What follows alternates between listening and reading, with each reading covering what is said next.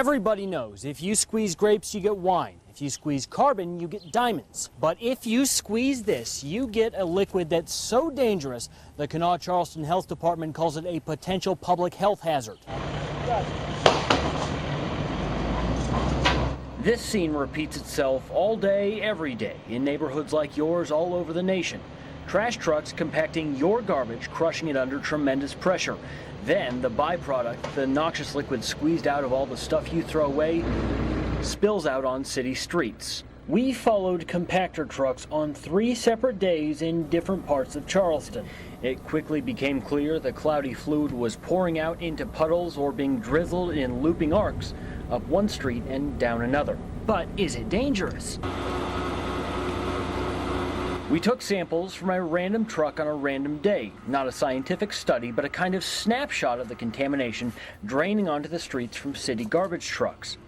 I was pretty shocked at the large amount of bacteria found in the leachate. That's Anita Ray, the Environmental Health Director at the Kanawha-Charleston Health Department. I am not used to seeing counts that high in things that we would routinely sample, such as outflow from a malfunctioning sewage system. That's right. Contamination levels in the liquid are so high, the only thing to compare it to is untreated sewage. Quite obviously from the lab results that you have pulled just from this one snapshot in time, indicates that there is a pretty high potential for a public health hazard. The bacteria E. coli can make you extremely sick or even kill you.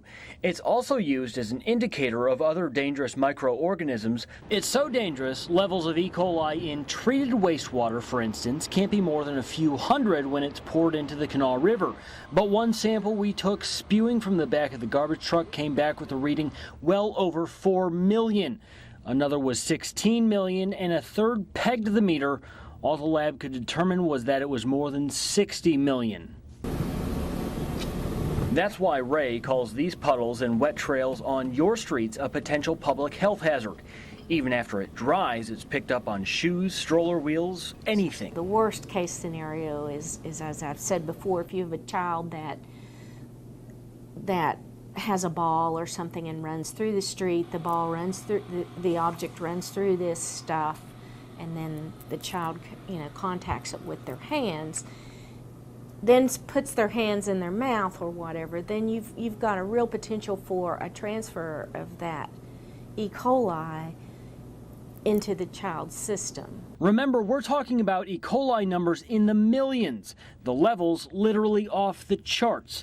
So how can you account for readings that high? If I might speculate, which I don't like to do normally, but it could also be because the trucks, and I have no idea of knowing this, the trucks may not be cleaned out on a daily basis, and that may be showing up as a cumulative residue, if you will, of that bacteria along with the day's collection. In other words, an unwashed truck could wind up being a big petri dish collecting and growing bacteria over time and then spewing it out onto your street for your kids to play in, your dog to track into your house, and maybe make you very sick.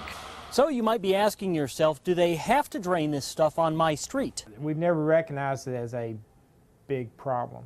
That's Charleston's Public Works Director. We'll hear more from him tomorrow as we look at why this liquid is allowed to spill in your neighborhood, and we'll show you a $10 fix that could solve everything. In Charleston, David Iverson, 13 News.